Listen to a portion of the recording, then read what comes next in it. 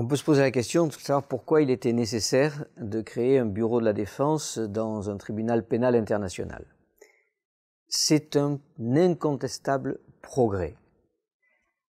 Il faut se replacer dans une audience.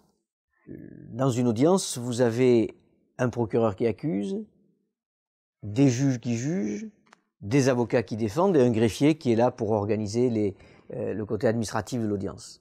Eh bien, de la même manière, il était important de reprendre au niveau du tribunal cette institution avec ces 4 institutions, ces 4 organes, et c'est ainsi qu'on a créé un nouvel organe, le Bureau de la Défense, qui jusque-là n'existait pas devant les tribunaux internationaux, et ce qui me fait dire que jusque-là, les tribunaux internationaux marchaient sur 3 pattes. Les auteurs du statut ont clairement dit que ce Bureau de la Défense a pour vocation d'essayer d'établir une meilleure égalité des armes avec le bureau du procureur.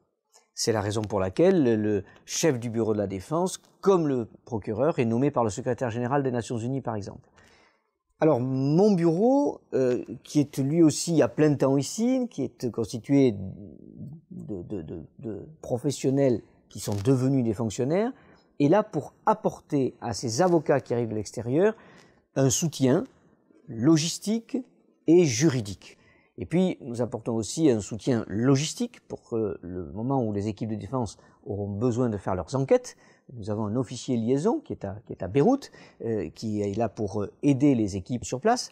Et puis, nous avons une autre section qui s'occupe de l'aide légale, toutes les questions financières, puisqu'il faut bien payer les équipes de défense qui sont payées au titre de l'aide légale. Voilà ce que fait mon bureau. Nous ne sommes pas du tout impliqués dans la stratégie de défense des équipes, nous ne sommes pas du tout impliqués dans les faits eux-mêmes, nous sommes impliqués par contre dans le droit et la logistique.